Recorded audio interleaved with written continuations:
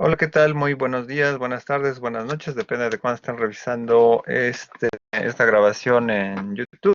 Les doy la bienvenida a los compañeros que se han conectado en vivo. Carolina Herrera, Héctor Camilo, Juan José, Carlos Flores y, como siempre, mano derecha, Marisol Morales. Vamos a ver el día de hoy, si bien es la parte que tiene que ver con comunicación, el texto del bisonte a la realidad virtual, retomamos y hacemos el puente dentro de lo que habíamos visto anteriormente en las clases de filosofía de la imagen. Este texto, ahora sí ya no habrá ningún pretexto ya en este desfase que ya se está sincronizando con los alumnos, es que ustedes al menos ya han revisado las lecturas de Mary Warnock, María Noela Pujade, este, el texto de Caroline Korsmeyer y en este sentido del bisonte a la realidad virtual, en donde de algún modo está más vinculado con esta dimensión icónica de la imagen, pero no dejamos de lado la parte filosófica, que es un poquito por ahí la dimensión de entender entonces la situación del ensayo, ¿no? Que es un poco confrontar la parte de imagen con lo que es discurso visual, que es muchas veces en lo que se confunde la materia, ¿no? Hay muchos cursos de teoría de la imagen, pero muchas veces no los venden como de historia del arte, etcétera, ¿no?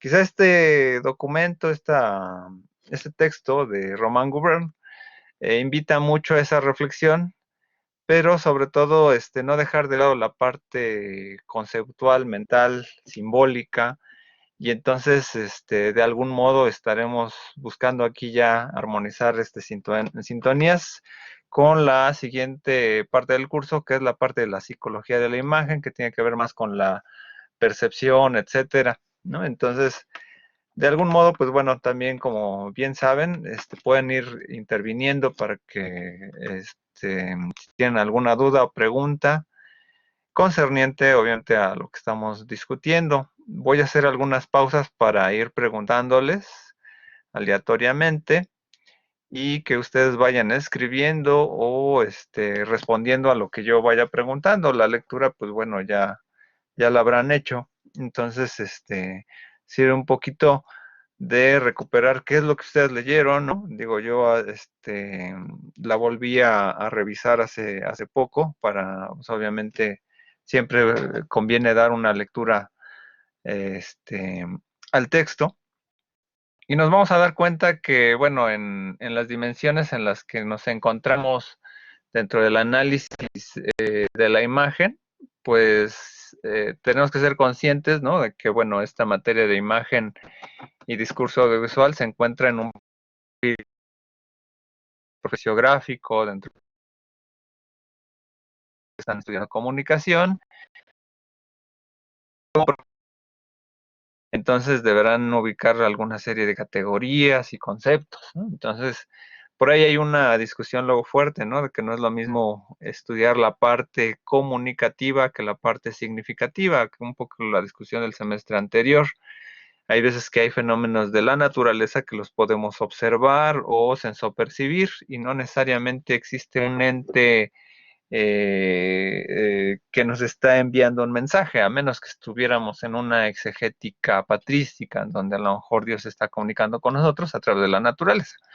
Pero de viva voz, en este sentido, no hay un carácter consciente de que el árbol nos comunique su verdosidad, etcétera, ¿no? No hay una mente consciente, ¿no? En cambio, si vemos muchas veces una pintura, un cuadro, etcétera, podemos entender esta dimensión plausible de la de la belleza agregada, ¿no? Un poco recordando la parte de Kant, ¿no? De que hay bellezas puras y bellezas adherentes, ¿no? O sea, hay bellezas puras que no necesitan este sentido, pero cuando algo encontramos en una pintura, un retablo, o incluso cualquier mensaje de la cultura moderna, podemos apreciar cosas, ¿no? Eso es una parte de la estética. Entonces aquí la idea es que planteemos un camino de reflexión entre la imagen y la comunicación visual, que es un poquito lo que a ustedes les va a interesar, ¿no? Espero que no haya carreras ahí frustradas entre diseñadores gráficos o fotógrafos, etcétera, ¿no? Pero vale la pena reflexionar desde el aspecto teórico, ¿no? Y también dentro de lo que es ubicar muchas veces algunas anécdotas que menciona Gubern, ¿no? Sobre la parte histórica y mediática, ¿no? En algunos casos ahí haré algunas diapositivas, pues obviamente no tienen que ver con el texto totalmente, pero sirven como para reflexionar en dónde andamos, ¿no? Ok, entonces, vamos a comenzar entonces, ¿no? Eh, ¿Alguien por ahí recuerda qué nos decía el texto sobre Plinio, la historia de Plinio, la doncella de Corinto, o algo por el estilo? No sé si alguien lo recuerda por ahí.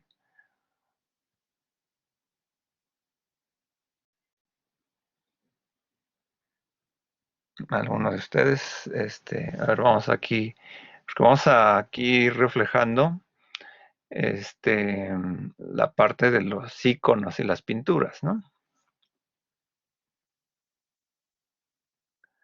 Alguno de ustedes les doy un poquito de tiempo para, escribir, si, o quien quiera levantar la mano, adelante, tiene el micrófono abierto.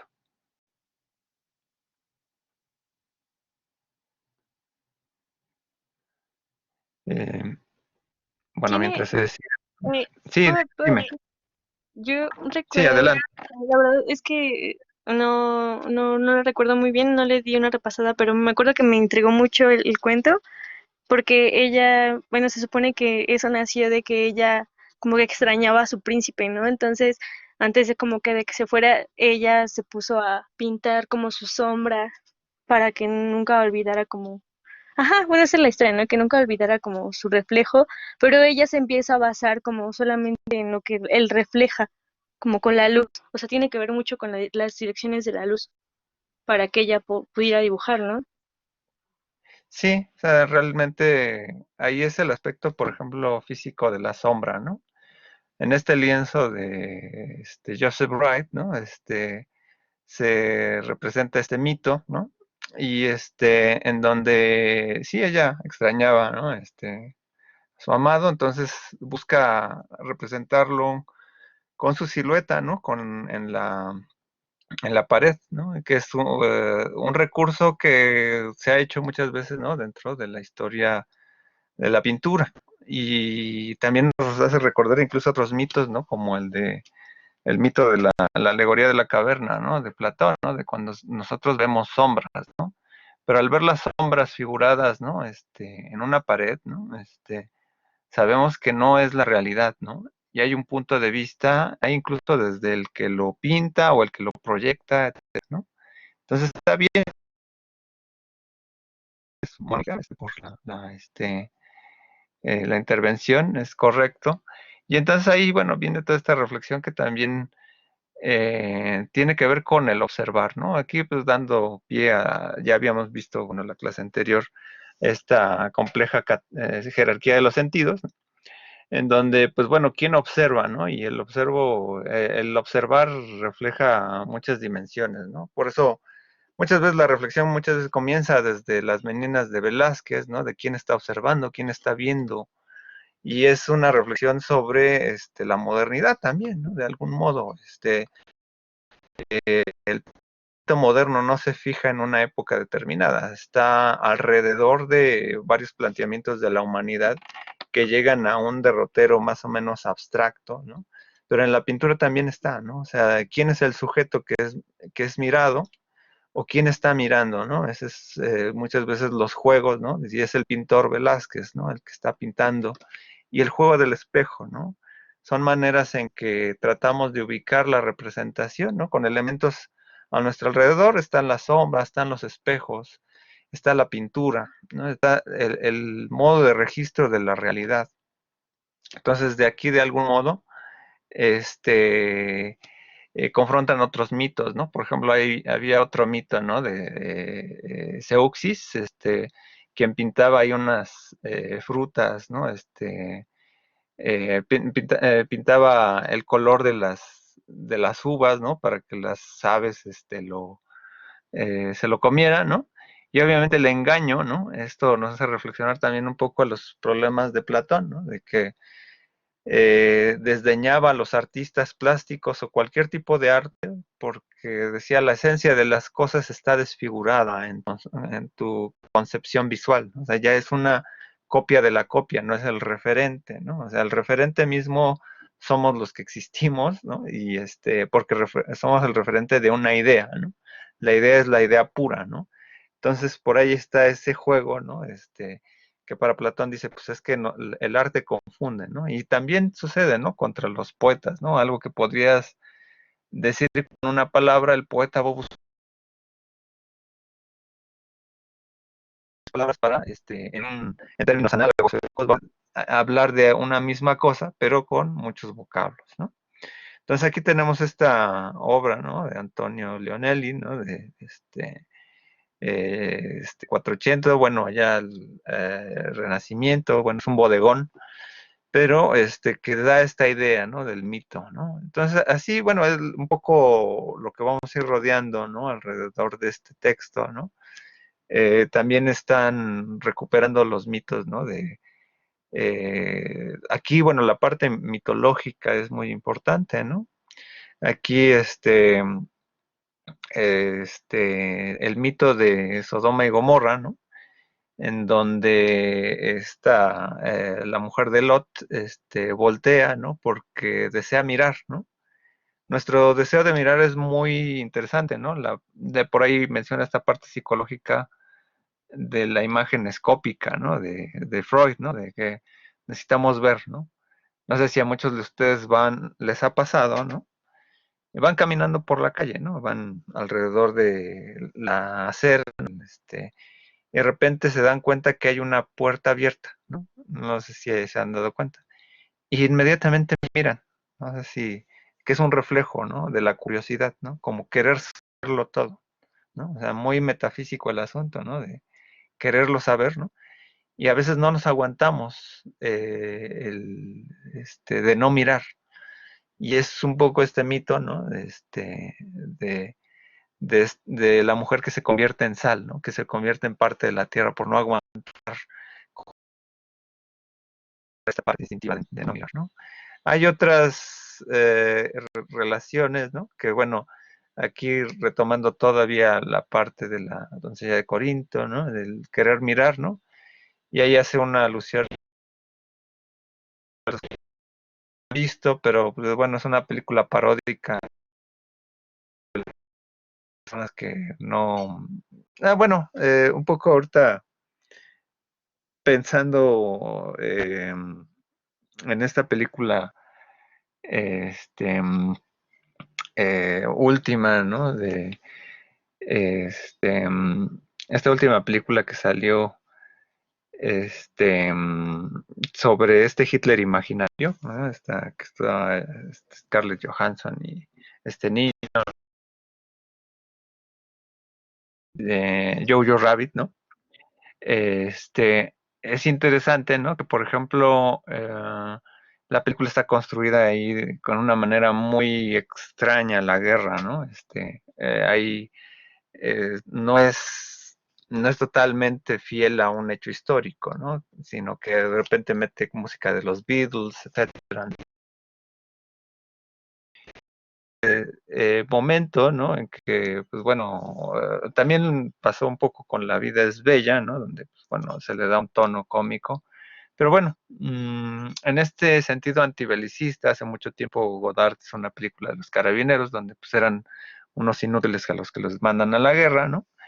Pero era interesante esta película pues, en un sentido antibelicista, ¿no? Pues también era como una construcción muy extraña, ¿no?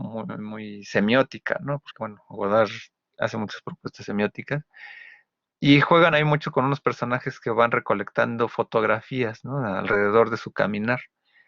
Y eso es lo que un poco lo que hace alusión Roman Gobert, ¿no?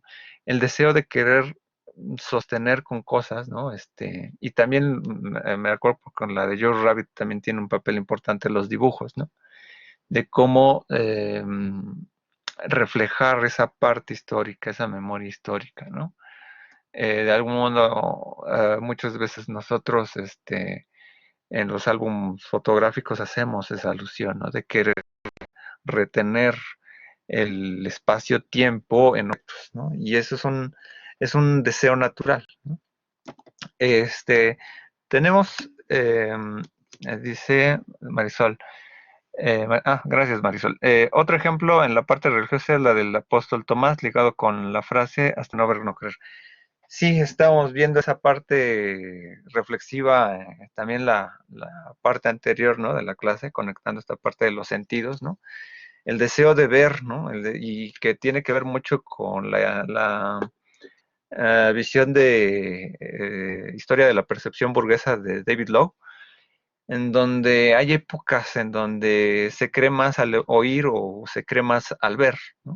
Y en esta dimensión es importante porque, bueno, eh, el apóstol Tomás es uno de los primeros modernistas, ¿no? En dimensionar la evidencia, ¿no? Pero la evidencia a través de los sentidos, ¿no? Pero digamos que ahí coge un poquito de la herencia platónica en el discurso, ¿no? El ver supuestamente tiene una relación con el saber a distancia, ¿no? Y es ahí una paradoja, ¿no? O sea, se supone que a veces damos fe porque lo vemos, ¿no? Y sabemos según con ello, ¿no? Sin hablar ahorita del coronavirus, ¿no? Pero podemos hablar un poquito antes, en algunos años antes, ahora con la parte del el, el acelerador de partículas, el bosón de Higgs, aunque había una prueba determinada para comprobar de qué se determina la materia, ¿no? El científico necesitaba una evidencia, ¿no? Y hacer un modelado visual. Un colega hizo una tesis al respecto. Y lo mismo pasa ahora con el virus, ¿no? Tener un modelo y le haces una figura, ¿no? Etcétera. Lo puedes hacer hasta juguete, ¿no? Etcétera, ¿no? Y sabemos que eso existe, ¿no? Y entonces, si retomamos la parte platónica entre creer y ver, ¿no? Parece que hay una distancia entre el objeto y eso me permite tener una fe de que existe, ¿no? Una creencia, ¿no? Confiar, ¿no? Cuando paradójicamente los sentidos que nos permiten saber y conocer inmediatamente son el gusto y el tacto, ¿no? Porque tienen una conexión directa con el objeto. Pero, ¿qué es lo que pasa con el ojo, ¿no? Al haber una distancia, entonces creamos en la mente una representación que conecte con el objeto. Porque entonces ahí lo que va a ser muy importante es la dimensión entre la palabra, ¿no? Lo que cual vale reiterar, ¿no? En esta construcción histórica o reconstrucción histórica a la cual a veces podemos hacer alusión, ¿no? Pues podemos entender, ¿no? Que puede ser muy variable, ¿no? En cómo eh, cómo varias épocas van representando a la humanidad, ¿no? Aquí tengo un video, vale la pena señalarlo. Lo hice hace mucho tiempo para alguna discusión de tema de licenciatura, ¿no? En donde cómo la construcción histórica de representar algo, ¿no? Va transformándose.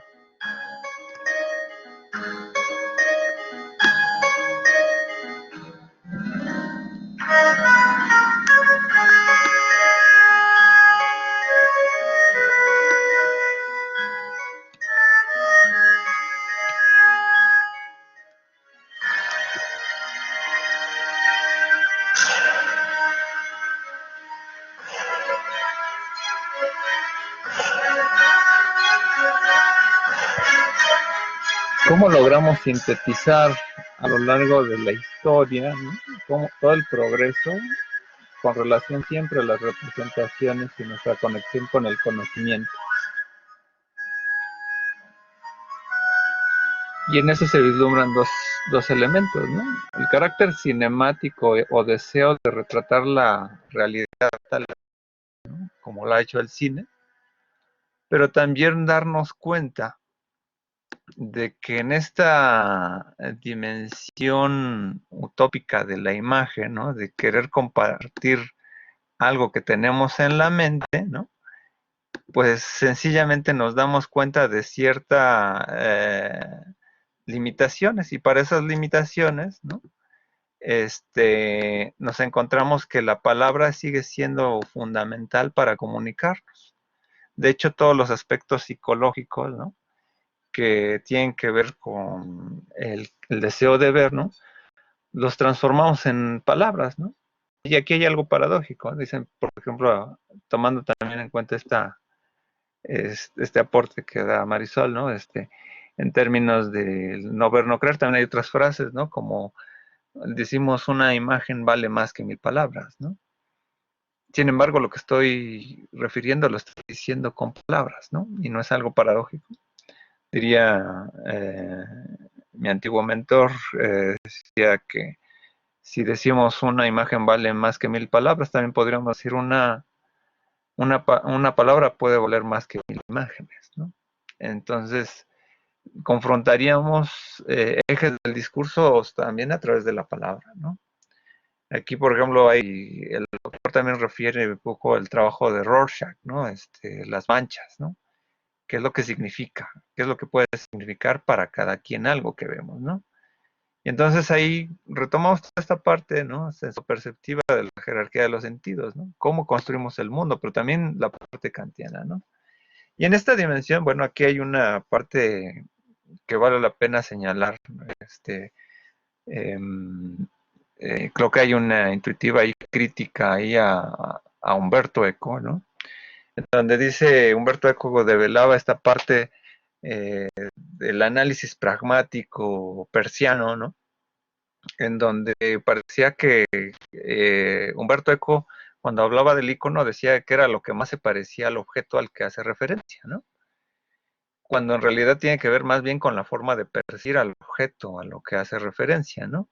Peirce se refería más que nada como a tiempos cuando hablaba de icono, índice y símbolo, ¿no? Que es un poco la dimensión sintética a veces de su teoría, pero que es más compleja, ¿no? Tiene que ver más con tiempos, más que con cosas, ¿no?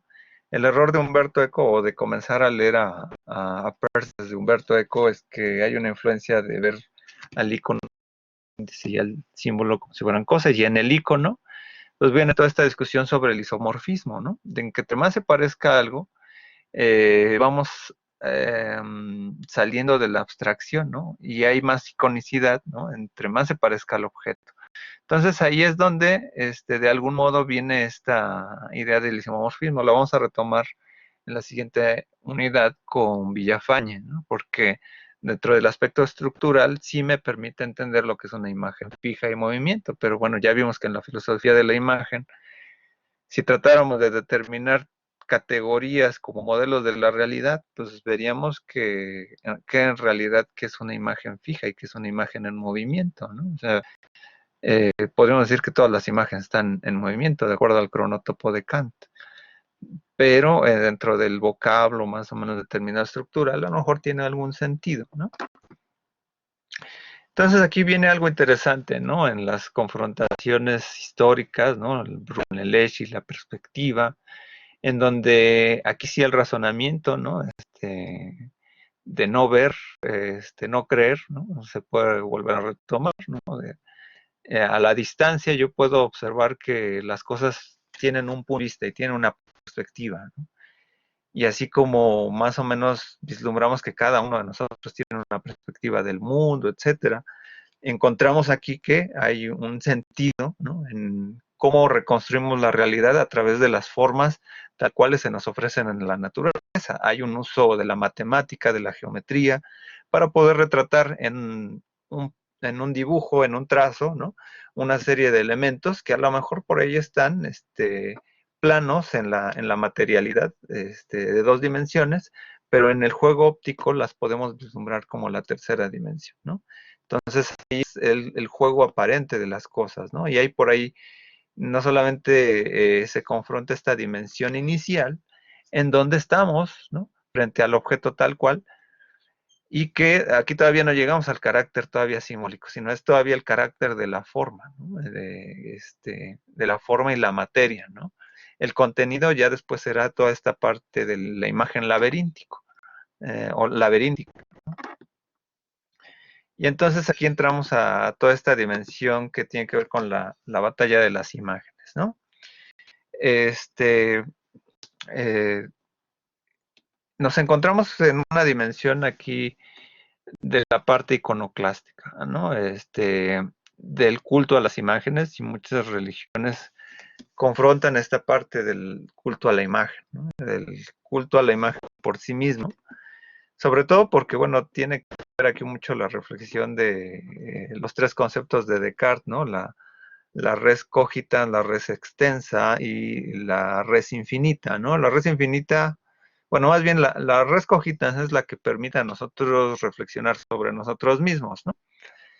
Gracias a la palabra, ¿no? La res extensa es aquella que nos permite no reflexionar sobre nosotros mismos, sino sobre los objetos que están a nuestro alrededor, ¿no?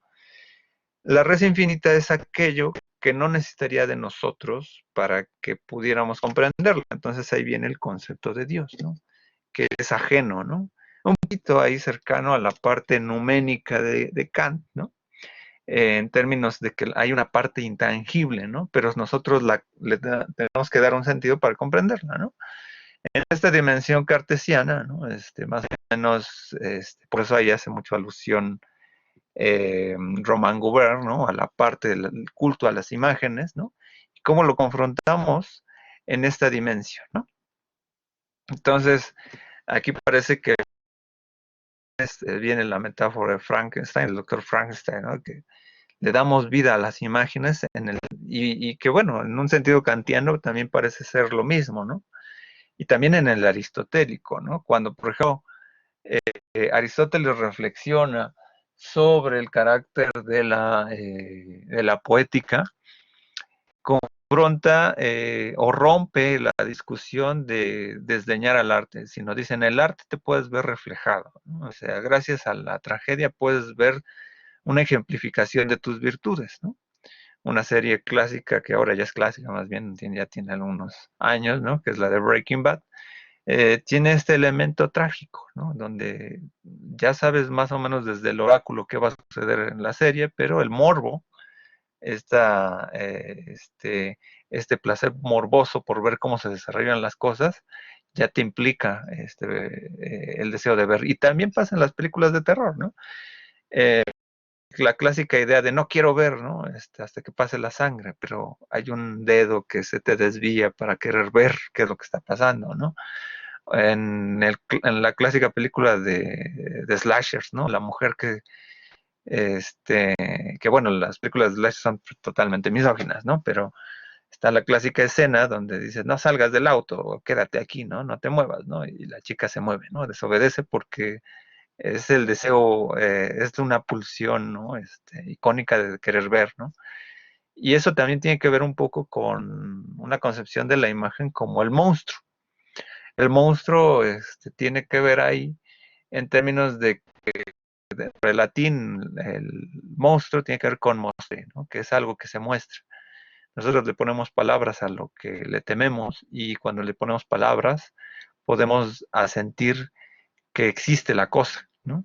De algún modo así pasa, ¿no? La imagen es viva porque nosotros le damos la viveza, ¿no? Le compartimos. Y bueno, aquí vamos a entrar a la parte en donde toda esta discusión de la Edad Media, en donde confronta, ¿no? La idea del cuerpo humano desde la parte de la herencia que había quedado con los latinos y después por la confrontación de la noción teológica que va a inundar esta visión iconoclasta. En las épocas anteriores, ¿no? Incluso el cuerpo tenía un papel importante, ¿no? De hecho, en los lugares, los prostíbulos, ¿no? A veces había, o en los baños, ¿no? Habían imágenes del cuerpo humano y que, pues bueno, aquí en la tradición, o se tenía que tener un ícono para poder entrar a estos lugares, ¿no? Y tenía un sentido el cuerpo, ¿no? Y ahí hay condiciones hasta de clase, de contexto, etcétera. Cuando llega un poco la parte de la Edad Media, cómo se reconfiguran estos elementos míticos, ¿no? Por ahí, si alguien recuerda, ¿no? Está el mito de Zeus, ¿no? Que desciende, ¿no? Bueno, ustedes a lo mejor se puso mucho de moda, ¿no? Hace un año, ¿no? Los memes de Zeus, ¿no?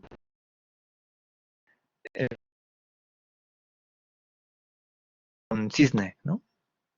Entonces no sé si recuerdan esta parte, ¿no? ¿Alguien recuerda este mito, cómo lo retoma Román Gubern, ¿no? Y cómo se transforma en la dimensión cristiana?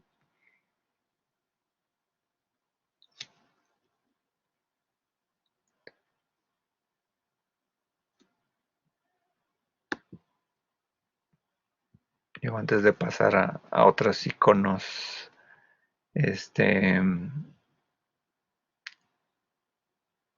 religiosos, ¿no? ¿Alguien? ¿No? Voy a decir así como Biff and Marty McFly, ¿hay alguien ahí?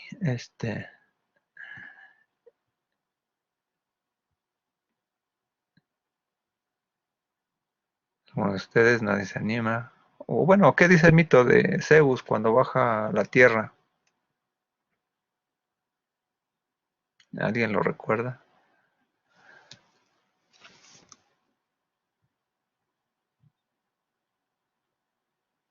Bueno, mientras le van pensando, vamos a ir viendo otros iconos. En los primeros siglos de la época, eh, ok, gracias Carly, gracias por mencionar que andas por ahí. En los primeros siglos, ¿no? Todavía está el dominio romano, etcétera, ¿no? Y obviamente, pues bueno, el cristianismo pues, era una secta, ¿no? Un pensamiento sectario, ¿no? Entonces la dimensión, ¿no? de entender, ¿no? Quién era un tal Cristo, un Mesías, etcétera, se fue representando de muchas maneras, ¿no? Aquí tenemos una representación del siglo II, siglo III, ¿no? Ya viene próxima un poco la caída del Imperio Romano, o la transformación de Constantino, ¿no? Pero en toda esta transición, ¿no? Cuando se oficiaba en las catacumbas, etcétera, ¿no? Pues bueno, habían representaciones diversas y elementos muy simbólicos con los animales, ¿no? El buen pastor, las ovejas, etcétera, elementos que circundaban un poquito la vida, ¿no? En otro sentido, ¿no? El cuerpo humano, ¿no? Vamos viendo, bueno, primero vemos en esta parte, parte del buen pastor, ¿no? Es una figura sin tanto detalle, ¿no? Pero sí tiene todavía una proporción aquí, ¿no? Como en las figuras griegas todavía, ¿no? Aquí tenemos una pintura, ¿no? De unos humanos jugando dados, ¿no? Y bueno, habían relaciones aquí con las fiestas de Saturno, ¿no? Pero bueno, ahí la concepción entre lo divino, pues bueno, estaba manifestado, ¿no? Si lo pudiéramos en la parte de la res infinita, ¿no? A través de la res extensa de las figuras, ¿no? Vamos encontrando otros elementos, ¿no? La parte de la victoria, ¿no? De Samotracia, ¿no? que bueno, aquí va a ir retomando el autor algunos elementos que tienen que ver también con cómo se van viendo estas figuras en el cristianismo, ¿no? Que van a ir dando forma o a estructura formal a ¿cómo se llama? A las figuras cristianas, ¿no? Esta diosa del periodo helenístico, ¿no? Y que, bueno, más o menos tiene también una figura angélica, ¿no? Que bueno, pues las alas, ¿no? Bueno, también va a tener toda esta figura también del el descenso, ¿no? De los dioses, ¿no? Sobre todo en la parte como de Zeus también, ¿no? Las alas, ¿no? Cuando las figuras en términos de los animales, ¿no? Las alas siempre tienen un sentido, ¿no? Hacia arriba, hacia el cielo, etcétera, ¿no? Tenemos este tetramorfo, Kirubi, ¿no? De la época babilónica, donde es cabeza de humano, ¿no? Alas de halcón, de águila, cola de león, patas de buey, ¿no? Los quirubes eran figuras protectoras, ¿no? En la época, ¿no? Este, bueno, este elemento va a estar traducido muchas veces en las figuras cristianas, ¿no? De los cuatro apóstoles, ¿no? Un ángel humano, un ángel toro, un ángel león y un ángel águila, ¿no? Los cuatro apóstoles, ¿no? Entonces tenemos aquí una figura iconoclástica, ¿no? Icónica, ¿no? De cómo se va traduciendo, ¿no? Y luego algo nos dice, para situar un poco esta dimensión, que no, alguien sabe que, bueno, veo que nadie ha participado sobre la parte inicial, ¿no? De la parte de Zeus, ¿no? ¿Alguien me puede decir algo sobre la Verónica? Es una figura cristiana a la cual hace alusión ahí el texto, ¿no? Y que va a estar muy relacionado con la palabra de imagen. ¿Alguien por ahí?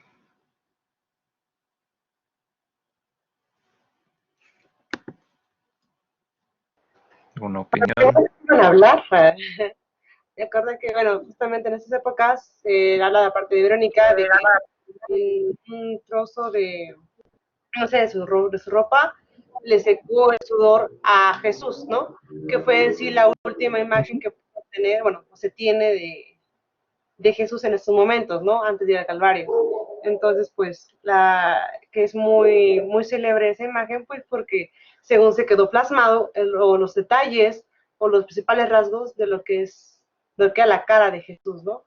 O algo así, según recuerdo. Claro. Sí, sí, sí. Bueno, el mito clásico señala, ¿no? Que le limpia el rostro, ¿no? Pero hay un juego interesante, ¿no? Porque realmente, bueno, los textos religiosos son crípticos, ¿no? Y más allá de hacer una exegética canónica, etcétera, las mismas palabras dan sentido, ¿no? Porque, de hecho, aquí tiene que ver mucho la palabra, en cómo fijamos el sentido, también de la imagen, paradójicamente, ¿no? A lo mejor no tenían el nombre de la persona, del personaje, de este personaje, ¿no? Suponiendo, ¿no? En la anécdota, ¿no? Pero ¿cómo lo podías recordar más? Dice, pues, ver icon, ¿no? Verdadera imagen, ¿no? Entonces, es aquella que recoge la verdadera imagen, ¿no? Parece que hay una visión fidedigna, ¿no? Acá como está el famoso sudario de Turín, ¿no? El carbono 14 más o menos determina que esto tiene una antigüedad de 1000 años, más o menos, ¿no? No exactamente 2000 que el mito, pero sí dentro del aspecto de representación. De hecho, alguna vez hubo algunos documentales de Discovery Channel, bueno, no diré del History Channel, porque ahí sería seguramente un extraterrestre, pero en el Discovery todavía llegué a ver un documental donde explicaban, ¿no?, la situación en donde el sudario de Turín, ¿no?, seguramente a lo mejor lo fijaron con una persona, ¿no?, ya ¿no? Se pudo imprimir y quedaron las muestras determinadas, ¿no?,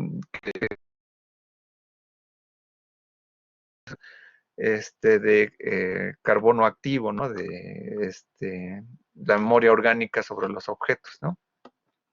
Y entonces, bueno, independientemente de hacer alusión a toda la parte verídica, etcétera, sí nos responde que, bueno, por ejemplo, recuerda esta parte de Plinio, ¿no? Entonces, donde la doncella pinta a su amado, ¿no?, donde lo más fidedigno pues era la silueta, ¿no?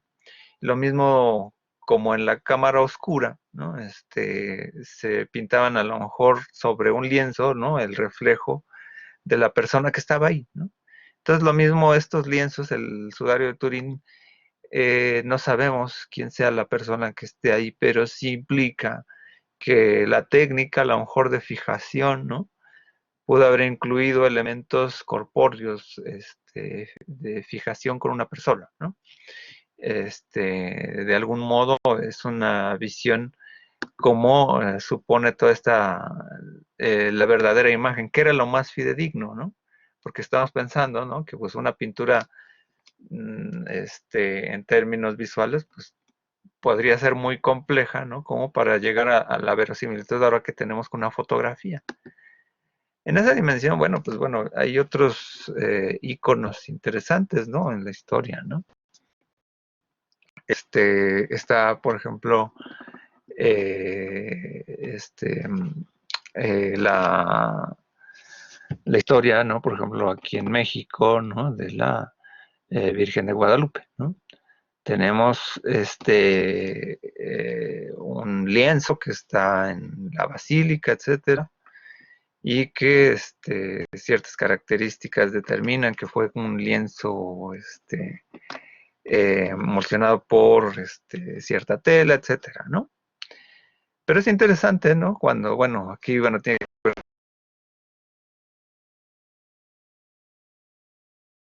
que, que publicaba a Proceso en los años 90, ¿no?, y ahí toda la de Schulenburg, etcétera. Edmundo Gorman, ¿no?, en algunos textos, ¿no?, señalaba aquí la dimensión icónica, ¿no? Porque, bueno, cuando en España, ¿no?, la parte de Guadalupe, ¿no?, aquí tenemos el icono original, ¿no?, de la Virgen para los moros, ¿no?, icónicos muy similares, ¿no? Lo lleva en brazo, etcétera, pero respeta mucho los colores, ¿no? Y hay una transformación, ¿no?, en la adaptación, en lo que era la zona de Mesoamérica. Y bueno, en los reportes hay un poco de Clavijero. El Clavijero decía que el lienzo original, ¿no?, hecho por Marcos Aquino, tenía una corona, porque en realidad era la copia de esta Virgen de España. Entonces, posteriormente, en el siglo XIX, ¿no?, mágicamente desaparece la corona, ¿no? Y incluso culpaban ahí al sacerdote de la basílica por haberle quitado la corona, ¿no? De hecho, las reproducciones más antiguas tienen una corona. Clavijero menciona que tiene una corona, ¿no? Un poco la historia hay que relatar de Edmundo Gorman o el archivo Schulenburg, ¿no? Explica que, bueno, era un lienzo que fue pintado 3 veces durante 3 siglos, ¿no? Era sobre pintura, ¿no? Como una especie de palimpsesto. Y en esta dimensión, bueno, la que se intercambió en el siglo XIX, pues es la que actualmente se encuentra ahí. En esa dimensión, bueno, dicen que la original sigue estando ahí en resguardo, ¿no? Pero es un tema que ya vieron cómo le fue a Schulenburg, ¿no? Después de abrir la bocota, ¿no? Y entonces, pues bueno, de algún modo, refleja un poco que más allá entonces de esto, esta confrontación de cómo los símbolos tienen un poder energético tanto en la sí, sin el mito que generan, ¿no? Y eso es importante en la historia de las imágenes. Lo digo en alusión precisamente para darle un sentido a que esta parte, ¿no? O sea, pues obviamente tiene que ver con la dimensión mitológica, que por ejemplo no está en los textos, ¿no? Por ejemplo, de el Espíritu Santo como una paloma, ¿no? Entonces, icónicamente, recordemos que, bueno, toda esta dimensión tiene que ver con una demostración de representación con ciertos fines, ¿no? Independientemente de lo ideológico, etcétera, de representación, de contar una historia, ¿no? Eh, Así hay muchos otros mitos, ¿no? Por ejemplo, ¿no? Entonces, tenemos, por ejemplo, este culto a lo que representan las imágenes, ¿no? A las imágenes o a los objetos, ¿no? Están por un lado los muñecos vudús, ¿no? Que podemos encontrar en algunas otras, en nuestras creencias, ¿no? En donde uno deja esa parte, ¿no? De un objeto, ¿no? Y se puede manipular el objeto. En la historia de Alan Poe, ¿no? Pues por ejemplo, del retrato oval, ¿no? Se representa y parece que viene toda esta idea de cómo puede tener vida un retrato, lo que se representa ahí como la parte del alma, ¿no? Pero parece que entonces, digamos, eso son cosas como de historias ficticias, etcétera. Pero entonces, ¿qué es lo que pasa ahora precisamente con la, ¿cómo se llama? La equidad de género, ¿no? De cómo hay personas, ¿no? Que quieren mantener la representación de una persona que a veces no conocen, ¿no? Tenemos al pervertido que toma fotografías de las mujeres en la calle, en el metro, etcétera, como si decidiera poseerlas, como si se roba algo de esas personas. Y en cierta forma afecta, ¿no? Afecta en la reacción del otro, ¿no? Exactamente por ahí vamos, Marisol, ¿no? Bueno, Marisol dice que él recuerda el libro de Dorian Gray, precisamente tiene que ver con esa alusión, ¿no? En cómo, por ejemplo, el retrato de Dorian Gray puede mantener la juventud eterna, ¿no? Y Oscar Wilde en esta dimensión, ¿no? Muy alusivo al personaje, ¿no? A un personaje ficticio, pues tiene un sentido, ¿no? Con los selfies, ¿no? Con cómo mantener tu belleza intacta, ¿no? Y en cierta manera es interesante con el discurso histórico del cine, porque los grandes mitos, ¿no? Por ejemplo, ¿no? Aquí el un mito, ¿no? En el cine mexicano. ¿Saben quién es? Ahí, pues, eso sí, el mito del cine mexicano, un actor. ¿Quién es? A ver, escríbanle, ¿no?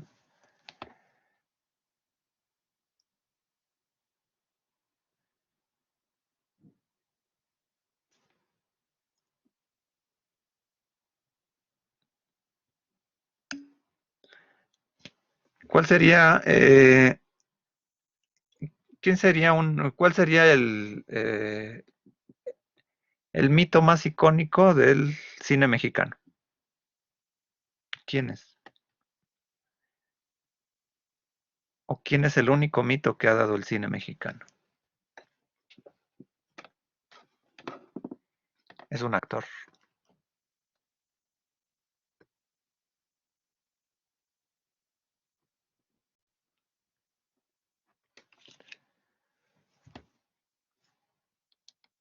Y tiene que ver con la imagen, con esta parte que estamos viendo, con la parte... Exactamente. Brandon nos dice que es Pedro Infante. Exactamente. ¿Y por qué creen que sea Pedro Infante? Algo sucedió, más allá de lo anecdótico. Sabemos que se murió en un accidente aéreo y le gustaba llevar su avión de aquí a Mérida, bueno, a Campeche, creo que ahí tenía su casa, creo. Viajaba mucho, ¿no? Entonces, pues se accidentó, ¿no? Pero, ¿qué es lo que pasa? ¿Por qué se volverá mito? Estados Unidos tiene algunos, ¿no? Hablemos de Marilyn Monroe, hablamos de James Dean, ¿no? Se mueren en una época importante para cada uno de ellos. Mueren en el momento en que, eh, bueno, la forma bueno, dice Brandon, por la forma de su muerte, no, porque, bueno, precisamente aclaraba, ¿no? O sea, se muere en un accidente aéreo. Tiene que Mónica nos dice, porque tiene que ver con la belleza, con la voz de él, ¿no? En parte, digo, las canciones son icónicas también, ¿no? Pero tiene que ver más con el discurso cinematográfico en el momento en que se plasma, ¿no? Porque no recordamos a Pedro Infante anciano, ¿no? Aunque por ahí, em, dice Marisol, mueren principalmente jóvenes. Exactamente. Digamos que mueren en la cúspide, es la imagen del joven, ¿no? Y esa es la parte como de Dorian Gray, ¿no? Que se vuelve inmortal, ¿no? A Marilyn Monroe no la podemos conocer anciana, ¿no? Y hay muchos íconos, ¿no? De hecho, hay el mito de los cantantes que se mueren a los años, ¿no? En parte, bueno, tiene que ver con el arquetipo, ¿no? Bueno, dice Brandon, nos dice que era, en teoría, el gran conquistador de mujeres. En parte ahí, bueno, ahí tiene que obedecer un poquito más a la función del arquetipo. Eh, bueno, hay fallas. Bueno, ahorita ya cancelé el video.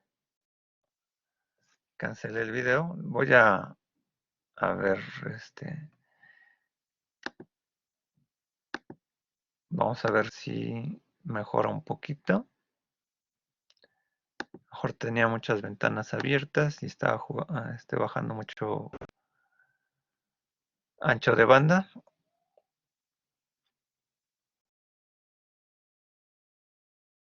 Bueno, si se sigue trabando, me avisan. No sé, no sé si mejoró un poco.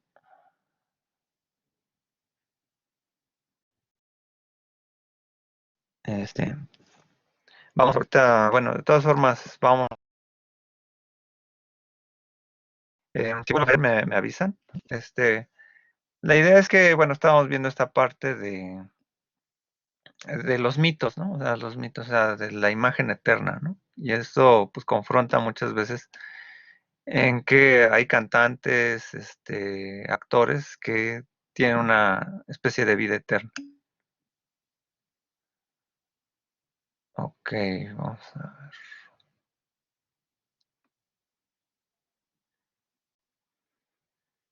a ver. Ok, vamos a ver el ancho de banda. Es posible que a veces se pueda trabar y a veces se ajuste el audio a una parte más rápida.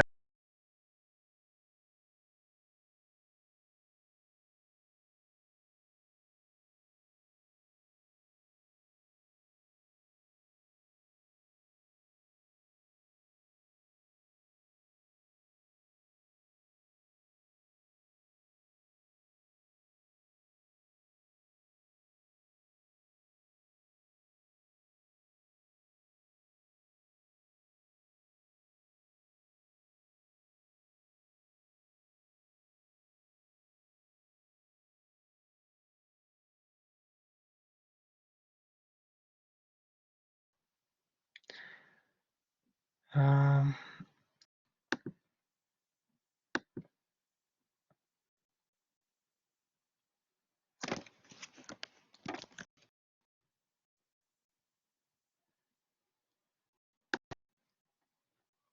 Ok, a ver, vamos a ver si bueno, esperamos que no falle. Ahorita me cambié de lugar. A ver si es por la señal del Wi-Fi. No sé. Si no, de todas formas, esperemos que de algún modo, bueno, de todas formas, espero que la grabación siga funcionando, ¿no? Espero que no haya mucho tráfico también en la red, ¿no?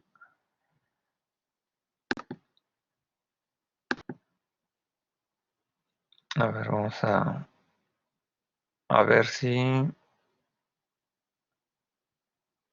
de algún modo, a ver si la otra manera es a lo mejor si puedo compartir la pantalla por si es que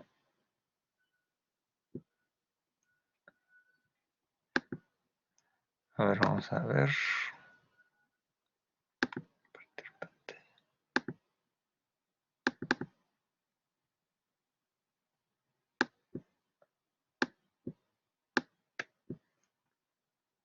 A ver, vamos a ver si al menos un poco, por si a lo mejor luego no se trabe, ¿no?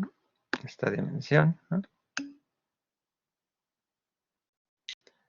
Ok, voy a tratar de repetir las cosas, ¿no? El culto, esta parte a la imagen, ¿no? Tenemos, por ejemplo, la anécdota de John Lennon, ¿no? Chapman, ¿no? Dicen que lo estaba esperando, ¿no? Pues bueno, pues acabó con la vida del cantante, ¿no? Entonces, de aquí de algún modo, confronta la parte de tratar de abstraer, ¿no? En el culto de una persona, ¿no?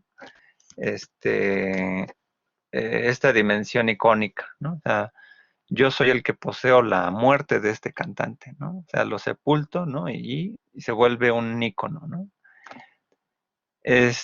Bueno, vamos a pasar a toda esta parte, ¿no? Entonces, donde en la Edad Media, ¿no?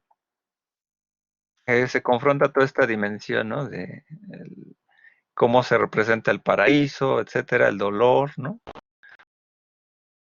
Pues pues bueno, se retoma luego en la parte de la pintura barroca, bueno, Velázquez, ¿no? El reflejo, ¿no? De las imágenes, ¿no? ¿Cómo queremos observarnos, ¿no? O sea, cuando Gubern habla de una batalla de las imágenes, tiene que ver con las posturas en cómo reflejamos nuestra existencia. La reflejamos obviamente a partir de figuras de placer. Entonces, de algún modo, el cuerpo humano vuelve a tomar un cuerpo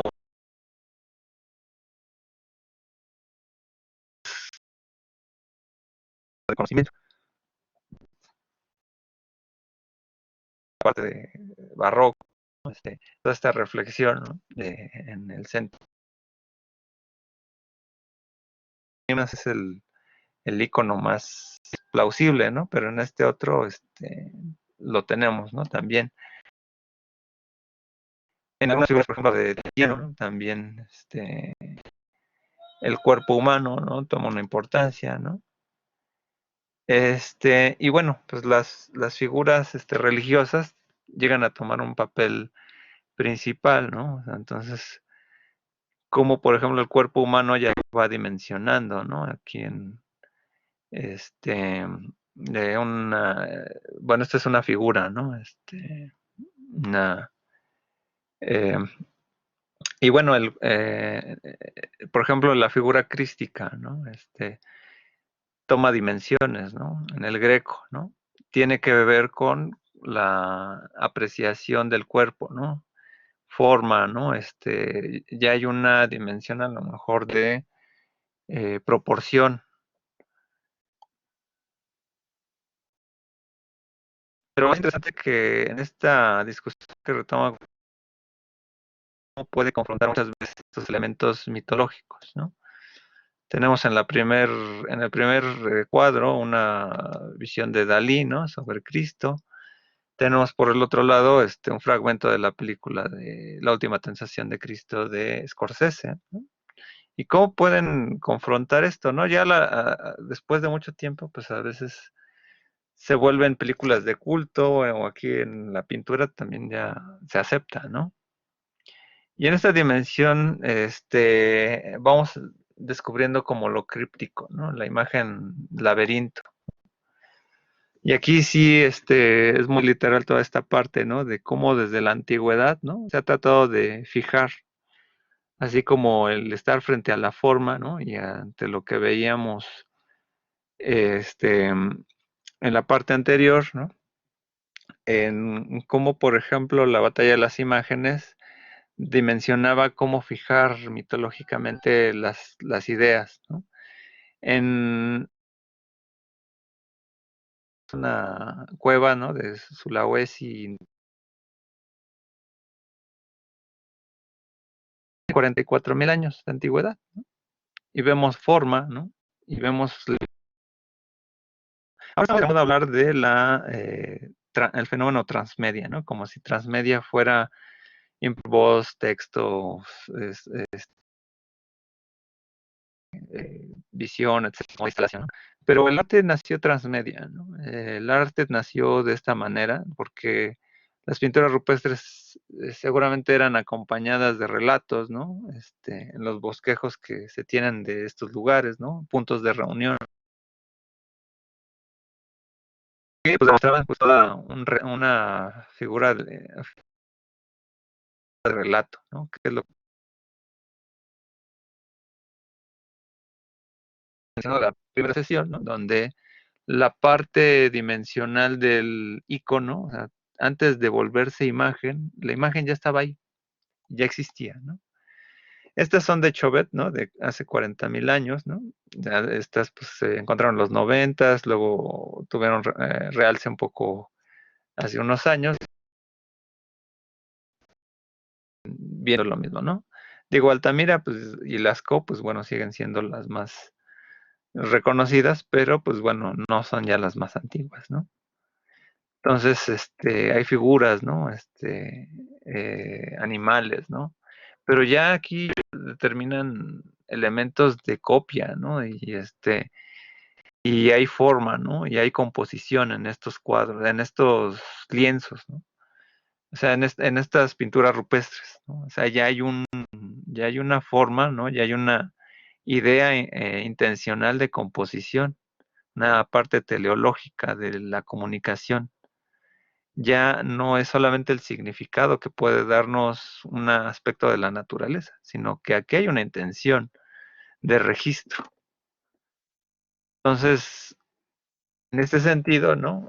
Cualquier trazo, ¿no? Que podemos a veces practicar, etcétera, puede significar algo para a nosotros, o diría por ahí la teoría semiótica, significantes flotantes, ¿no?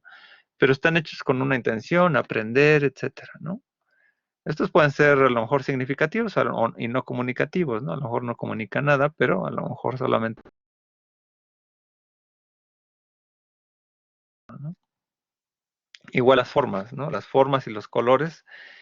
Ya puede haber una determinación a lo mejor intuitiva, pero cuando ya de lo intuitivo pasas a lo intencional, ¿no? Entonces pasamos del orden representativo al operativo. La parte operativa en donde, por ejemplo, nosotros podemos asociar formas, ¿no? Los cuadros, etcétera, ¿no? O los triángulos, ¿no? O podemos asociar figuras por colores o por proximidad, y eso ya nos avienta un poquito a teorías psicológicas, ¿no? Las teorías psicológicas no siempre están en función de la comunicación, algunas de ellas solamente en función de la significación. Del mismo modo que cuando encontramos símbolos o iconos a lo largo de la humanidad, ¿no? O sea, tienen aquí una dimensión críptica, ¿no? Cada uno de estos tiene una dimensión críptica, ¿no? Si tiene que ver con el dios de la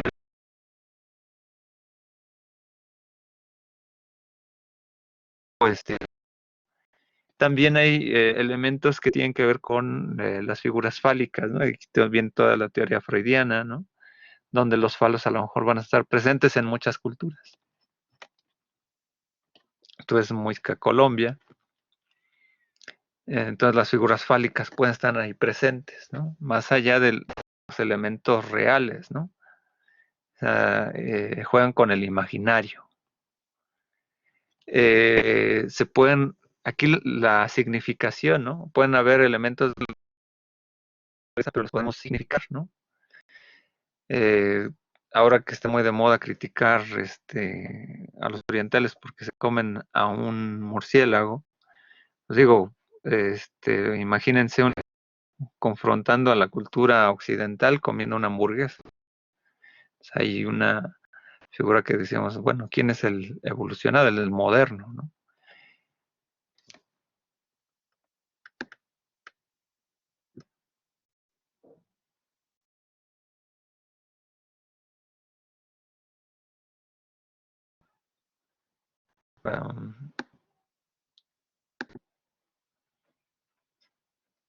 No sé si me escuchen por ahí.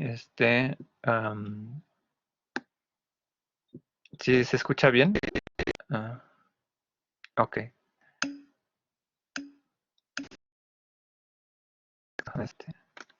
Que me pareció un aviso extraño, pero en fin.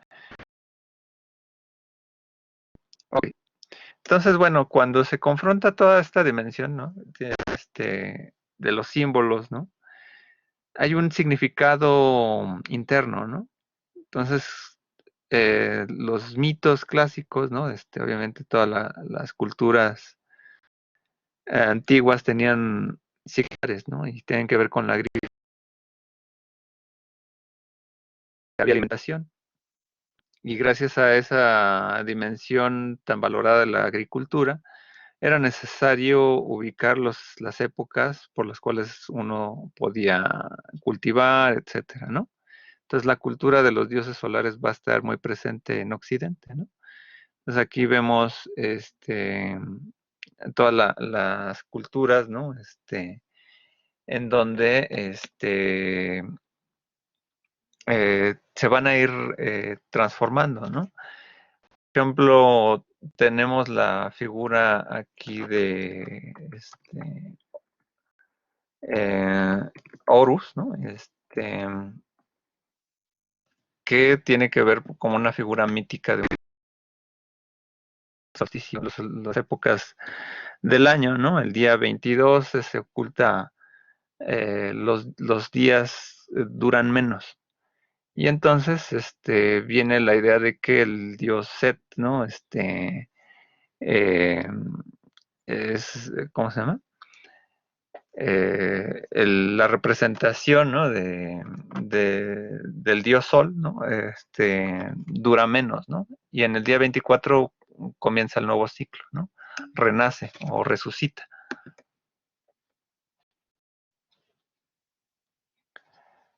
Ok. Uh, ya vi qué es lo que...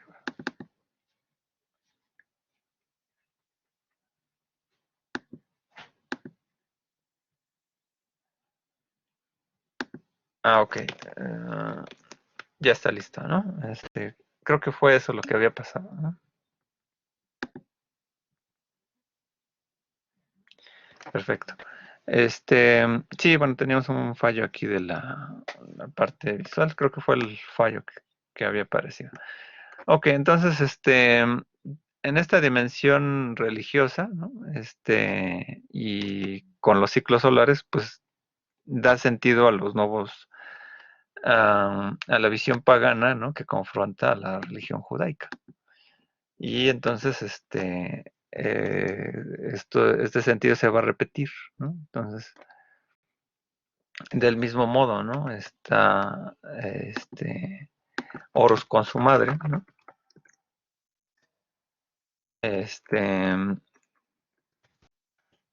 La cual va a ser una figura que va a tener una representación icónica, Isis, Isis, ¿no? Y que también tiene una figura como de sacerdotisa, ¿no? Y eso se va a ir representando, ¿no? A lo largo de las iconografías religiosas, ¿no? Y entonces aquí tenemos, pues obviamente aquí todos los diversos dioses solares, ¿no? Digo, este meme a lo mejor ya lo conocen, ¿no? Que confrontan, ¿no? Las fechas, ¿no? Y que obviamente, pues las fiestas del nacimiento de Cristo, pues bueno, con la conversión de Constantino, etcétera, ¿no? Etcétera. Bueno, viene todo un proceso en donde se adapta por las fiestas de Saturno, etcétera. Entonces, cae en el mismo sentido de la comprensión de estos avatares o figuras míticas, ¿no? Puede ser Hermes, Dionisio, Buda, del que más tiene de Zaratustra, ¿no? Hay que revisar a Nietzsche, toda esta, cuando Nietzsche habla de Zaratustra habla de la reflexión cristiana, ¿no? Pero bueno, Krishna es uno, Horus, ¿no? Mitra, Heracles, Tamus, Adonis, ¿no? Entonces, son figuras que van a estar ahí presentes, ¿no? Y de repente, bueno, tenemos otras figuras, bueno, antinómicas, ¿no? Luzbel, ¿no? Por ejemplo, ¿no? Que por ejemplo pueden ser mucho, pueden tener un sentido contextual, ¿no? Si hacemos una exegética visual, pues a lo mejor se comprende, ¿no? En la dimensión simbólica de qué es cuáles son los miedos de la época, ¿no? De la Edad Media, ¿no? Sobre todo ya entrando a la época de las cruzadas, ¿no? Pero que siempre ha sido un miedo latente de Occidente, ¿no? La cultura árabe, de quiénes son los que tienen pantalones bombachos, ¿no? Entonces se parecen como al carnero, ¿no? Las barbas de chivo, ¿no? Entonces ahí podemos hacer alusiones a develar los sentidos laberínticos de la imagen, ¿no? Obviamente, bueno, en Edad Media se guardaban en los textos sagrados, ¿no? Como acompañando el carácter pedagógico del entendimiento, de la explicación. Entonces, tenía que ver una explicación a modo, ¿no? Entonces, la batalla de David y Goliat, ¿no? Entendida desde una época medieval. Por ejemplo, aquí la imagen del San Antonio y San Pablo, ¿no? Bueno, esto es bueno, ya es en la parte Renacimiento, ¿no? Vemos cómo cambia entre este cuadro y el otro, ¿no? Las figuras de proporción, las dos dimensiones, ¿no? Pero aquí se adapta un poco al concepto de cuerpo de la época, ¿no? Y entonces, tiene dimensiones ahí crípticas, ¿no? El texto habla de ellas, ¿no?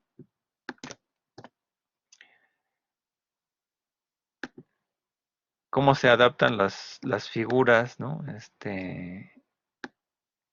De la salvación, la creación con aspectos de la actualidad de la época, ¿no? Justificando un poco el carácter religioso, ¿no? ¿No? El entierro del señor de Orgaz, ¿no? O sea, este es un icono de los bestiarios de la Edad Media, ¿no? Que pueden confrontar, son crípticos, ¿no? Es una mujer dando de comer.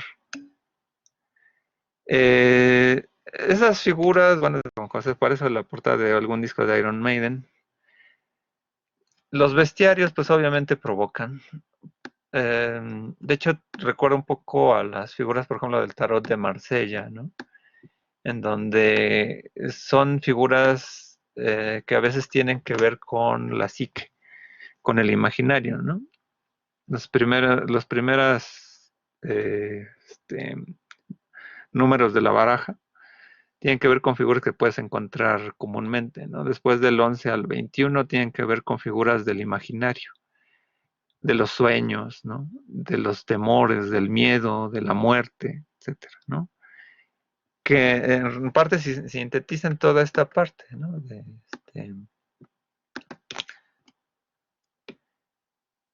Cuando confrontamos figuras, ¿no? De otros dioses, ¿no? Por ejemplo, las figuras, las manos, ¿no? Tienen intenciones, tienen el sentido, ¿no? Divino, ¿no? Muchas veces las figuras eh, de Oriente, ¿no? El hecho de que a veces, bueno, primero tienen muchas cabezas, ¿no? Que bueno, esta que estamos viendo, pues es el masculino de Shiva, ¿no? Pero a justicia, etcétera, ¿no? Pero estas figuras míticas son elementos que van más allá de las posibilidades del ser humano.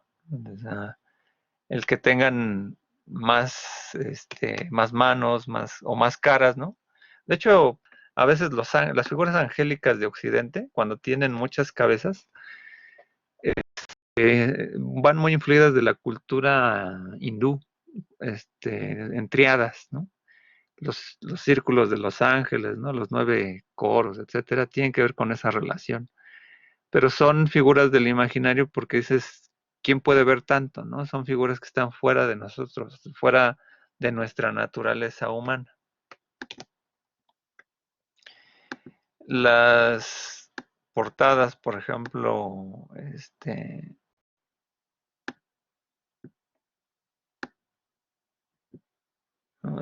de los libros, ¿no? A veces tienen elementos narrativos, ¿no? O los retablos, ¿no? Aquí son en esta parte, pues bueno, son en el Via Crucis, ¿no? Partes del Via Crucis, ¿no?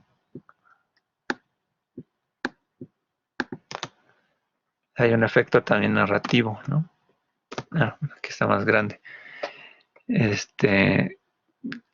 Que es la confrontación, ¿no? A lo mejor es todo en la narrativa, ¿no?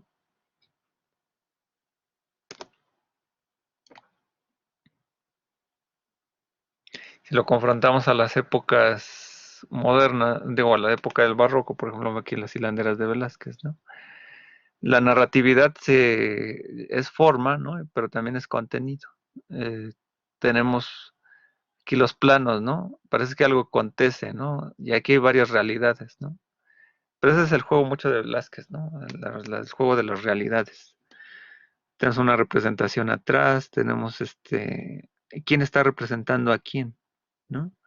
En el juego, por ejemplo, de las clases, quién representa a quién, ¿no? Son tan fundamentales, pero lo real, ¿no? En un juego psicoanalítico parece que estaría al fondo, ¿no? O sea, son juegos del imaginario, ¿no? Y cuando lo develamos, bueno, a las figuras religiosas, pues obviamente hay aspectos muy evidentes, ¿no? Las miradas hacia arriba, ¿no? O sea, son construcciones que a lo mejor notablemente las podemos interpretar por nuestro contexto. Santa Inés, ¿no? ¿Qué representa la oveja, ¿no? El pastor, el buen pastor, ¿no? ¿Qué significa el ser ermitaño, ¿no? Las figuras piadosas, ¿no? Al estilo de San Francisco, ¿no? Y bueno, entonces, si lo confrontamos a nuestra iconósfera actual, ¿no? Pues vemos que el juego, ¿no? De las realidades, ¿no? Desde la cámara oscura, ¿no? Aquí las proyecciones, la historia del cine, ¿no? Todos los experimentos que llegan a proyectar, ¿no? La fotografía proyectada, ¿no? Muy Bridge, ¿no? Eh, la figura de movimiento, ¿no? El iconoscopio, ¿no? Hasta llegar, pues bueno, al invento de los Lumière, ¿no? Que en sí mismo, pues es como el realismo, pero hay un fenómeno ahí de espectáculo que te espanta, ¿no? Espanta porque, de hecho, pues bueno, la gente se espantaba al ver llegar al tren en la pantalla, ¿no? Pensando que era real.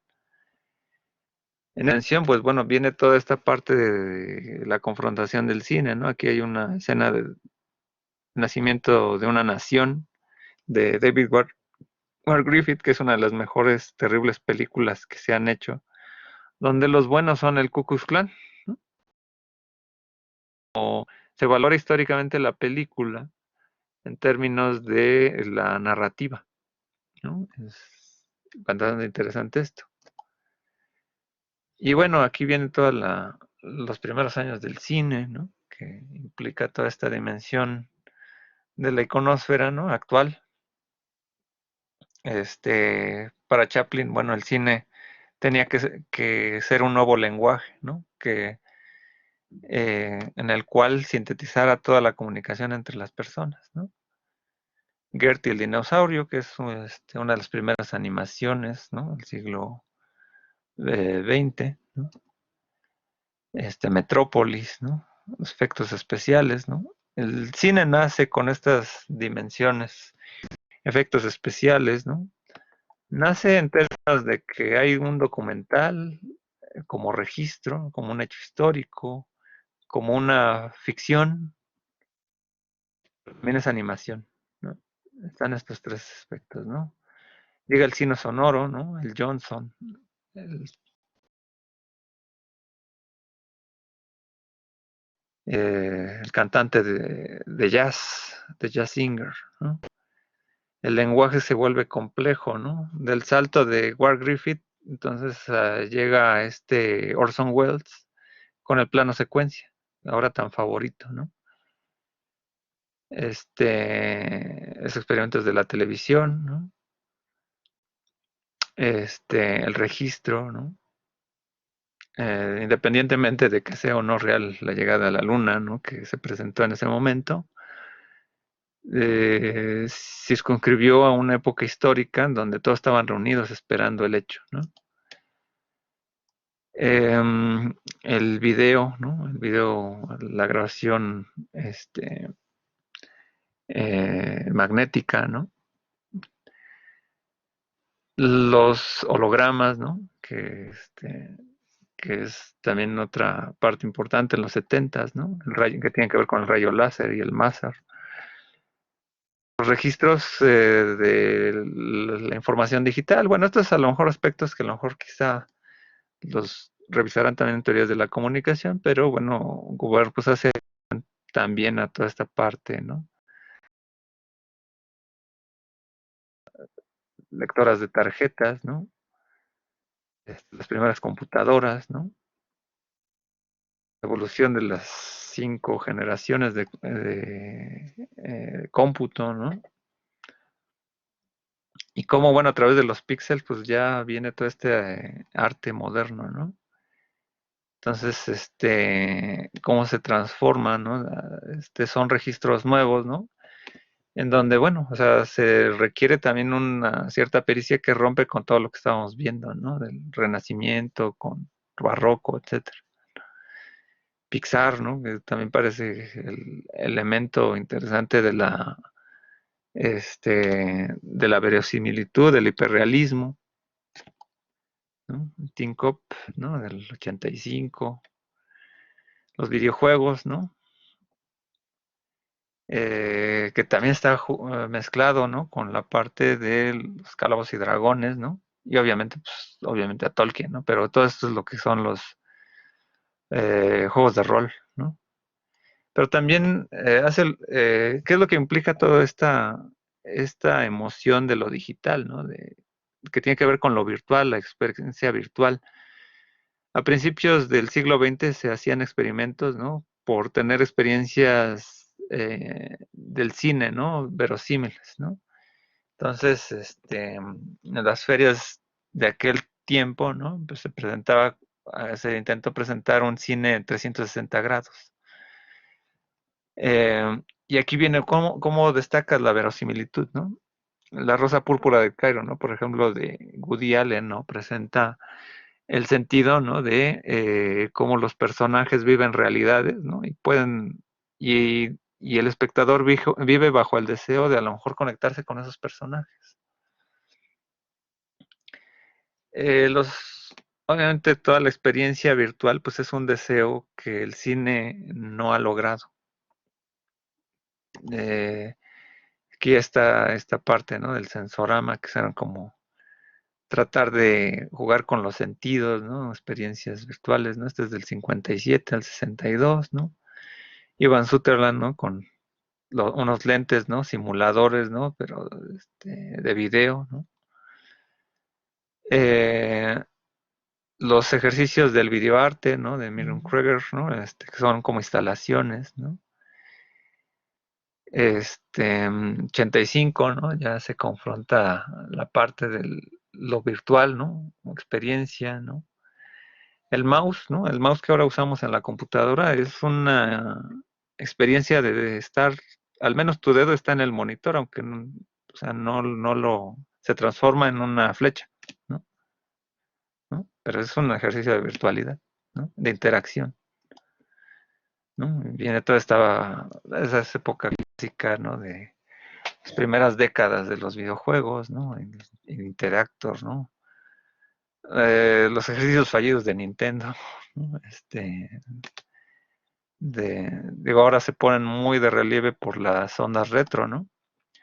Pero en el cine viene todo un discurso, ¿no? Al cual es bien interesante abocarse, ¿no? De cómo vienen esta relación de la realidad virtual, ¿no? Bueno, ahí no menciono la parte de Solaris, ¿no? Solaris es una película que habla del sueño, pero es de ciencia ficción, pero también habla de realidades posibles, ¿no? Pero bueno, dentro ya de un ejercicio de la máquina de realidad virtual, está esta película de Soderbergh, no me acuerdo del director, Tron del 82, del proyecto de Disney, ¿no? Proyecto Brainstorm, ¿no? Había una máquina donde grababa recuerdos, ¿no? De hecho, bueno, es una película maldita también porque, bueno, luego falleció la actriz que es protagonista, ¿no? En un infortunio ahí con el director y otra persona, ¿no? Esta actriz que salía en Amor sin barreras, ¿no? Pero bueno. De ahí, pues bueno, la lectura del Cyberpunk, ¿no? De Philip K. Dick llega a la pantalla Total Recall en el 90, ¿no?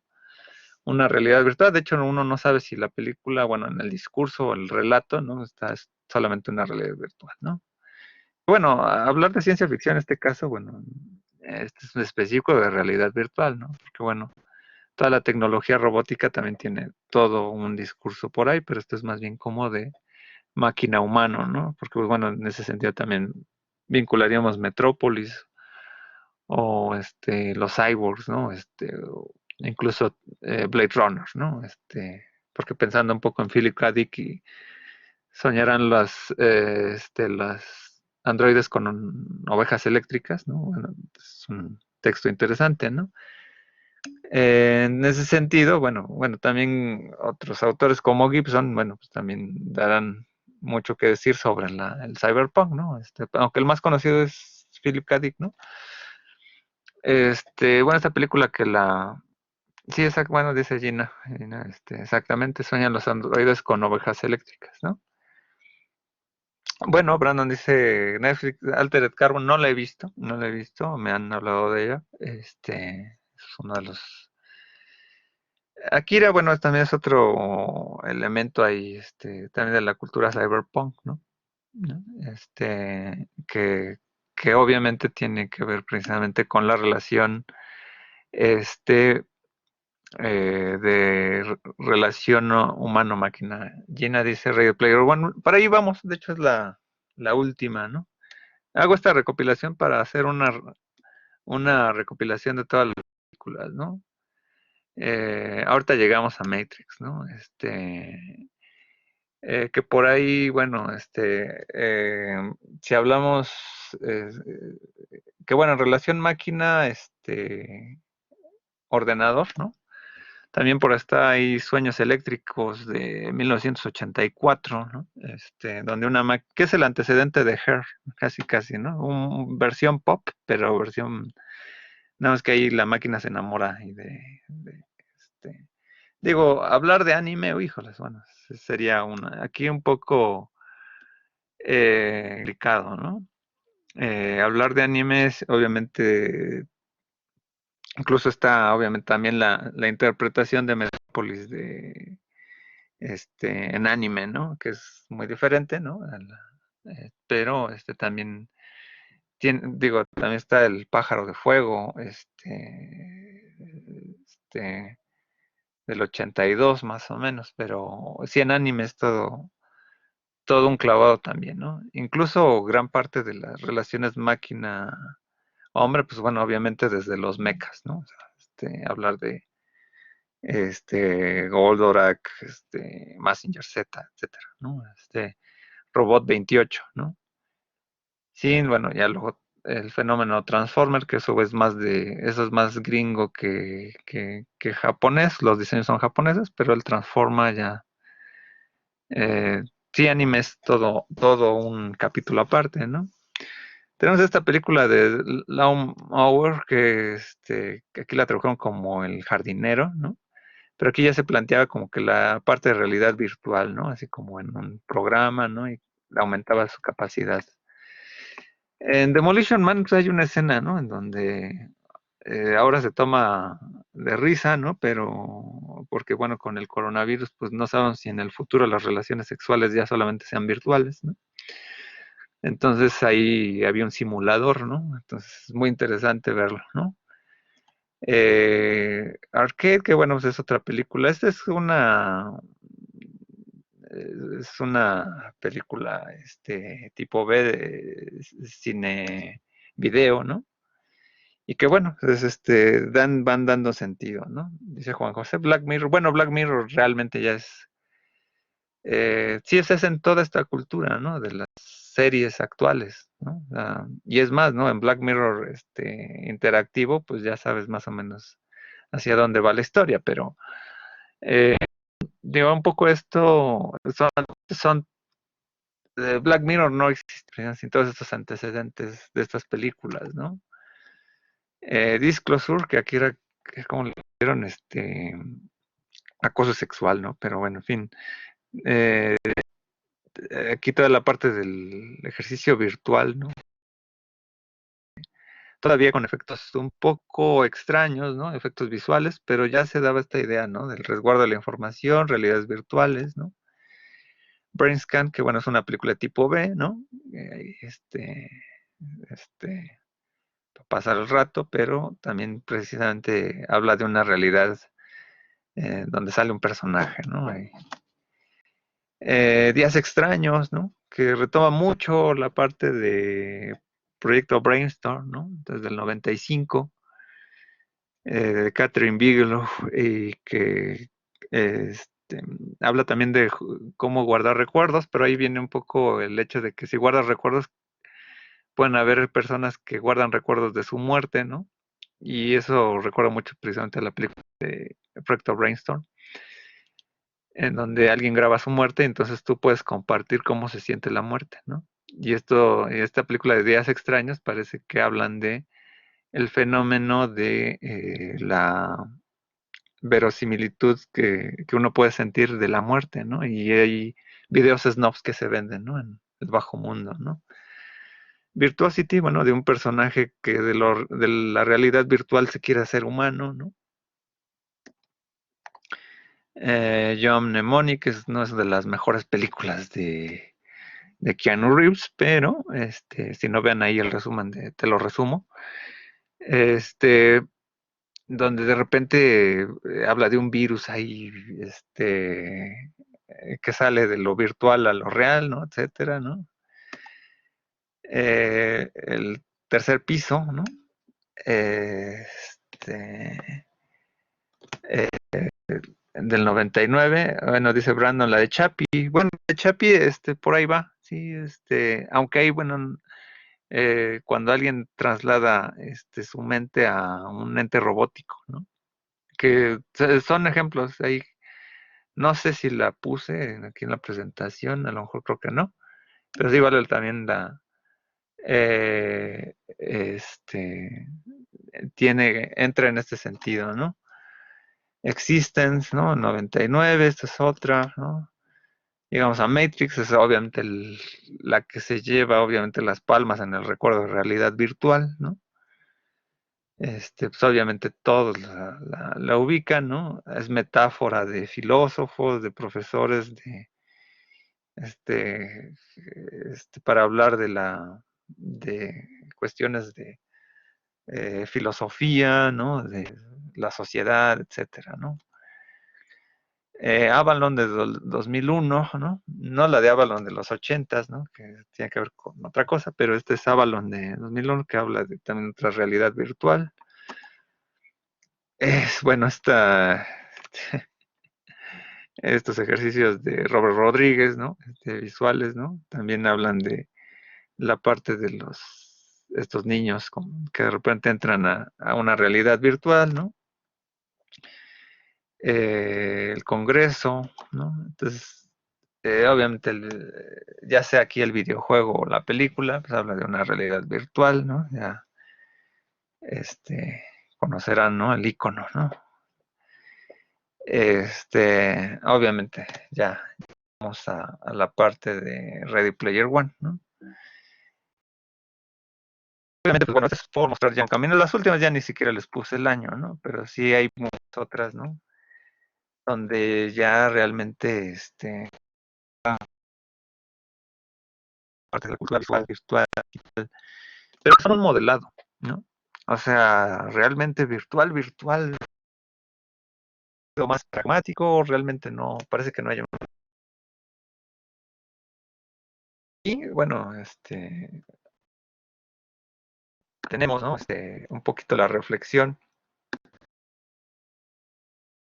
Digo, me fui muy rápido en estas porque, pues, toda una reflexión metafórica del texto, ¿no? Veo que a algunos de ustedes, pues, todavía a lo mejor les costó terminar el texto, pero, pues, digamos que así, de algún modo, vamos entendiendo que este texto del bisonte a la realidad virtual, más que hacer un reflejo histórico, habla de cómo a través de los elementos de la técnica o de la tecnología fijamos el problema de la imagen, ¿no? Entonces aquí, un poco ante las reflexiones finales, ¿no? Pues vamos entendiendo, ¿no? La diferencia un poco entre la significación posible de las imágenes, ¿no? Un poco de las abstracciones que hacemos de la realidad, de la naturaleza, del mundo, como lo veíamos en la filosofía de la imagen, a este aspecto teleológico de las intenciones, en donde ya hay un fenómeno comunicativo que nos quiere dar a entender algo, ¿no? Desde la pintura rupestre hasta la realidad virtual. Aunque utilicemos el ordenador, etcétera, la computadora, ¿no? Podemos tener una función en el mensaje. Y entonces aquí vamos integrando esta dimensión causal de la imagen, ¿no? Con el fenómeno aterrizado socialmente, ¿no? Entonces, de algún modo, sirve un poquito como reflexión, digo, a lo mejor a los que no han terminado su ensayo, ¿no?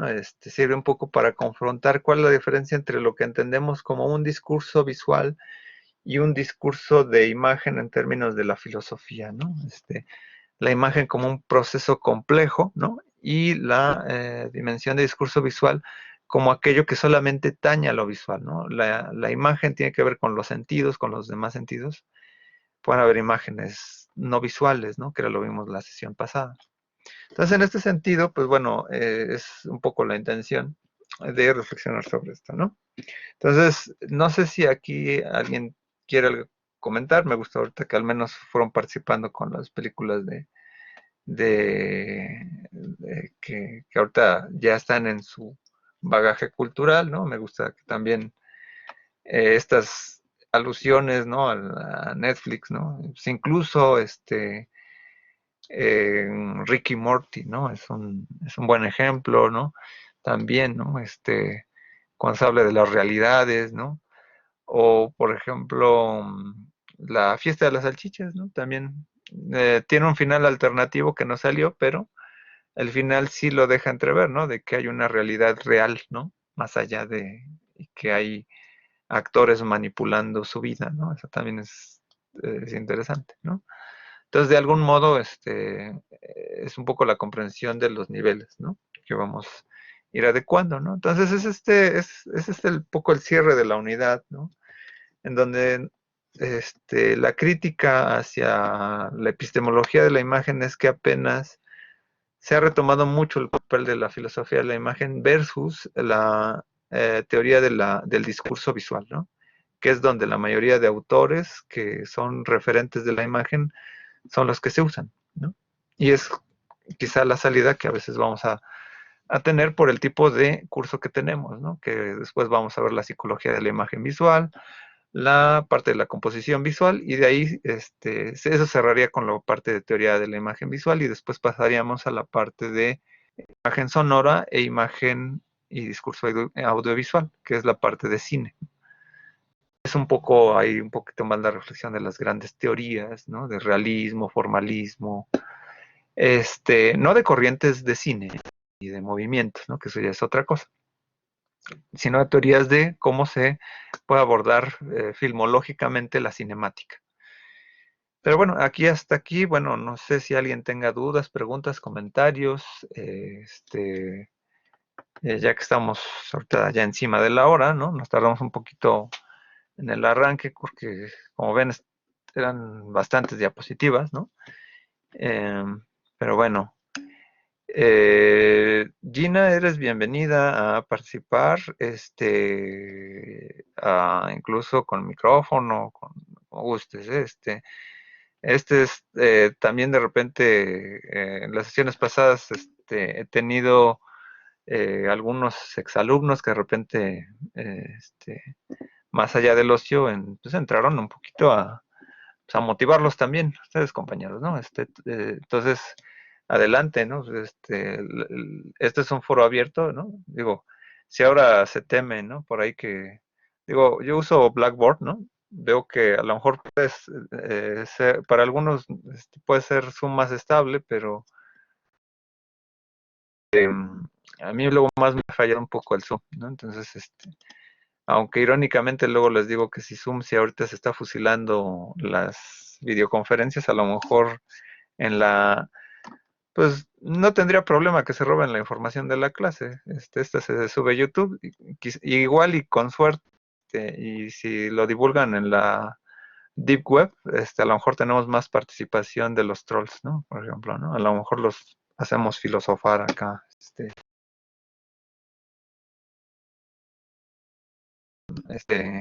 entran más motivados voy a intentar un día hacer la videoconferencia en Zoom, de un poquito de tiempo porque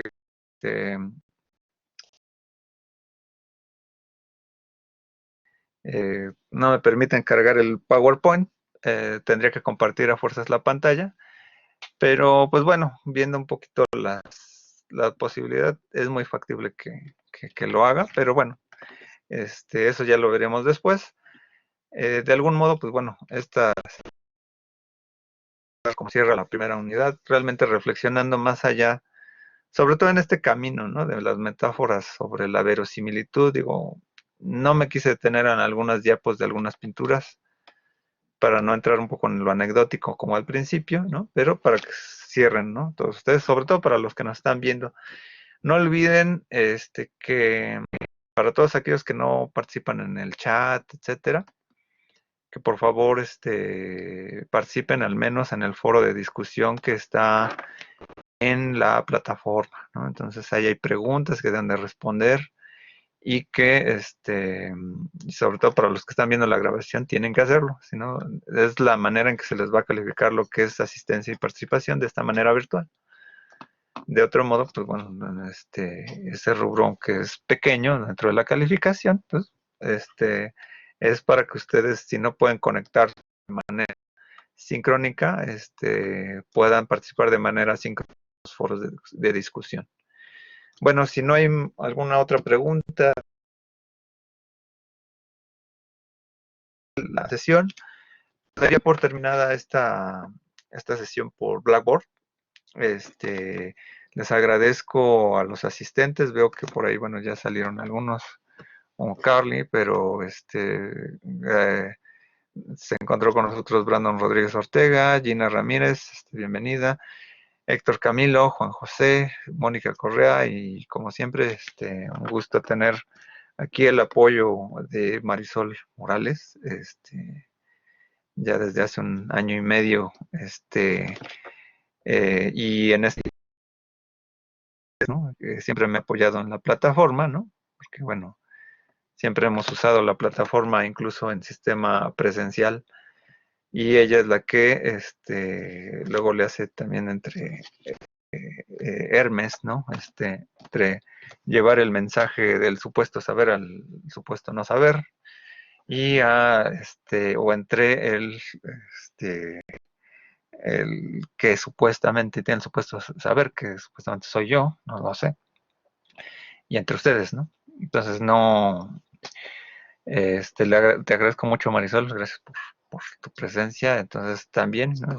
Si alguien de ustedes tiene dudas, pues adelante, con ella también, si no, si yo no les respondo a tiempo. Sí, dime, Marisol.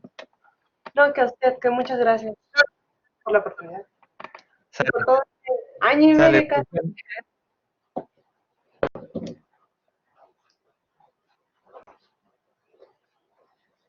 fue.